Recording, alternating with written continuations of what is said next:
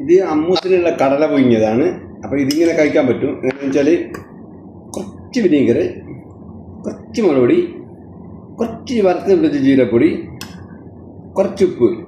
ഇതിങ്ങനെ കഴിച്ചാൽ വളരെ നല്ലതാണ് ആരോഗ്യത്തിന്. ഇത് അമ്മൂസിനുള്ള കടലയാണ്, പുഴുകിക്കൊണ്ടിരിക്കുകയാണ്. അപ്പോൾ അങ്ങനെയാണ് സംഭവം. ഇത് രാവിലത്തെ നാസ്തയൊക്കെ ഇങ്ങനെ കഴിച്ചാൽ വളരെ നല്ലതാണ്. ബിസ്മില്ലാഹിർ.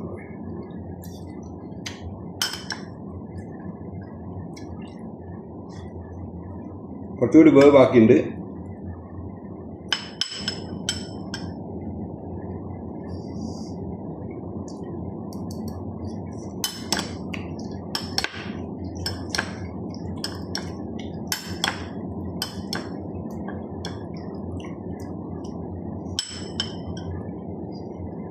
ജിമ്മിന് പോകുന്നവരൊക്കെ പച്ചയാണ് കഴിക്കുന്നത്.